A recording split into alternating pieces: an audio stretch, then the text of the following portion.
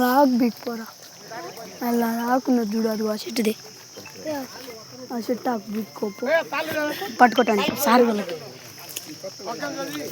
పీక్పో పీకమన్నా పీకి సార్ మంచి మంచి ఆకు పీకి పో ఎవరికైనా తెలుపుము నాంతము నాకు తెలుపుము నాయువు ఎంతో తెలుపుము నాంతము నాకు తెలుపుము నాయువు ఎంతో తెలుపుము ఎంత కూడను తెలుపుము ఎంత కూడను విరిగి నలిగి ఉన్నాను నేను విరిగి నలిగి ఉన్నాను విరిగి నలిగి ఉన్నాను నేను విరిగి నలిగి ఉన్నాను పరవాసిని జగమున ప్రభు పరవాసిని జగమున ప్రభు నడచుచున్నాను దారిని నా గురి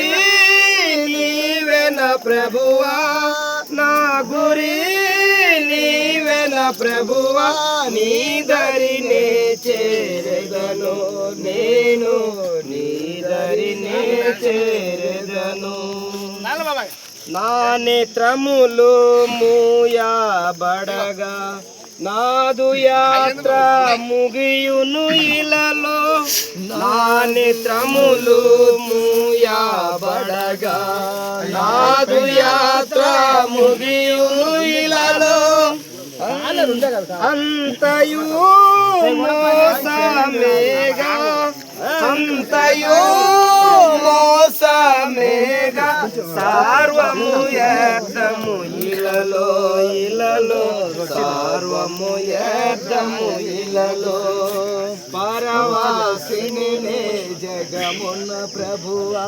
పరవాసిని జగమున ప్రభువా నడచుచున్నాను నా దారి నా గురి నీవెన ప్రభువా నా గురి నీవెన ప్రభువా నీ దరినే చేరెదను నేను నీ దరినే చేరెదను.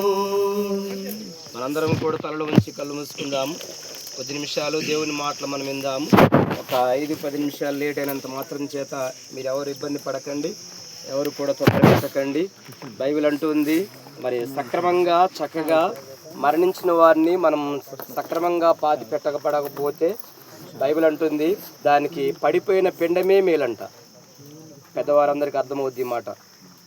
కాబట్టి అది చక్కగా ఆయన పిలుచుకున్నాడు యాకోబు గారిని, ప్రభునందు వారిని దించారు. కాబట్టి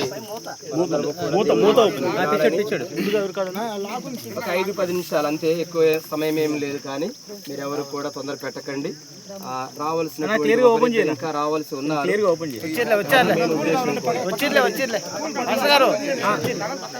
దండలు తీయాలి కదా, దండలు తీయాలి కదా.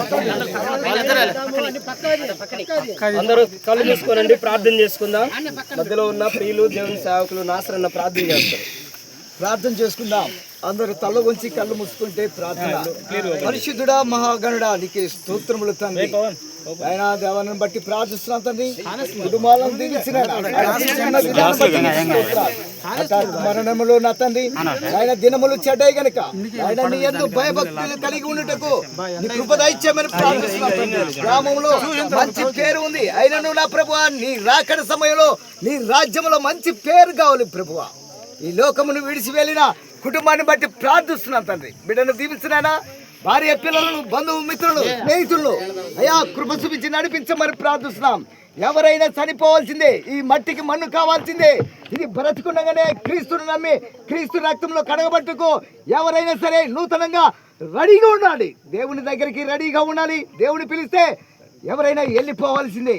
బ్రతుకున్న మనము చనిపోయిన వారు చూస్తున్నాం, పాతి పెడుతున్నాము, భూమిలో వేస్తున్నాము, మట్టి చల్లి వస్తున్నాము, ఒంటరిగా వదిలిపెట్టి వస్తున్నాం.